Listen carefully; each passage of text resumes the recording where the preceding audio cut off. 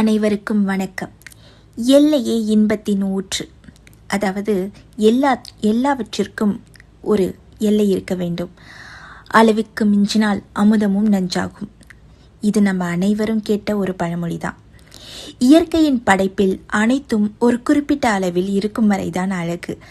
அது ஆரோக்கியமாக இருக்கட்டும், இல்லை பாதுகாப்பாக இருந்தாலும் சரி, உயிர் காக்கும் மருந்தாக இருந்தாலும் சரி, சுவையான உணவாக இருந்தாலும் சரி, அவை தன் எல்லையை தாண்டும் போது நஞ்சாக மாறிவிடும் என்பதை உணர்த்துவதே அளவுக்கு மிஞ்சினால் அமிர்தமும் நஞ்சு என்னும் பழமொழி. இந்த பழமொழிக்கு ஏற்ற ஒரு சின்ன தெனாலிராமன் கதையை சொல்லலாமா? உங்கள் எல்லாருக்கும் தெரியும், தெனாலிராமன் கதை என்றாலே அதில் அறிவும் நகைச்சுவையும் கலந்தே இருக்கும். அப்படிப்பட்ட ஒரு மிக பிரபலமான கதையை இங்கே பார்க்க போகிறோம். சரி, கதைக்கு போயிடலாமா? தெனாலிராமனும் அரபு நாட்டு குதிரைகளும் விஜயநகர பேரரசர் கிருஷ்ணதேவராயரின் அவைக்கு ஒரு முறை அரபு நாட்டு வணிகர் ஒருவர் வந்தார். அவர் மிக உயர்தரமான கம்பீரமான குதிரைகளை கொண்டு வந்திருந்தார். அரசர் அந்த புகழ்பெற்ற குதிரைகளை பார்த்து வியந்து தன் படை வீரர்களுக்காக அவற்றை வாங்க முடிவு செய்தார். அப்போ அரசர் ஒரு நிபந்தனை விதித்தார்.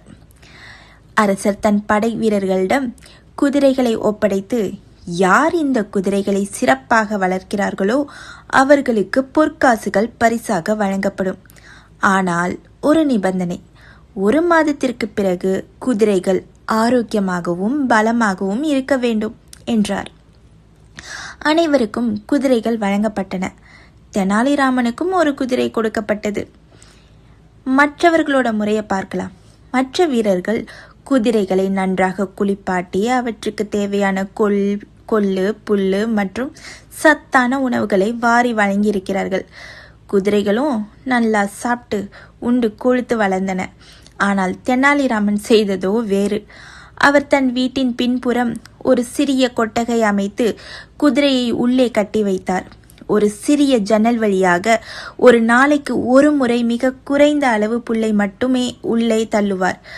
குதிரை பசியால் கனைக்கும் போது மட்டும் சிறிது உணவு கிடைக்கும் அந்த குதிரைக்கு. இப்படிதான் தெனாலிராமன் அந்த குதிரையை வளர்த்துட்டு வந்திருக்காரு. ஒரு நாள் எல்லாத்துக்குமே ஒரு டெஸ்ட் இருக்கும் இல்லையா? அந்த மாதிரி ஒரு சோதனை நாள் வருகிறது. 1 மாதம் கழிந்தது. அரசர் அனைத்து குதிரைகளையும் பார்வையிட வந்தார். மற்ற வீரர்களின் குதிரைகள் அனைத்தும் கொழுவென்று நடப்பதற்கே சிரமப்படும் அளவிற்கு தடித்திருந்தன. பின்ன உட்காந்து சாப்பிட்டுட்டே இருந்தால் நமக்கே வெயிட் போடுது. அப்போ குதிரைக்கு எந்த ஒரு ஆக்டிவிட்டிஸ் எதுவும் இல்லாமல் அதற்கு ஃபுல்லாக சாப்பாடு மட்டுமே கொடுத்துட்டு இருந்தா அப்புறம் அது எப்படிங்க வளரும்? நல்லா கொழுத்து நடக்கவே முடியாமல் கஷ்டப்பட்டிருக்கு. கடைசியாக தெனாலிராமனின் குதிரையை பார்க்க சென்றார் அரசர்.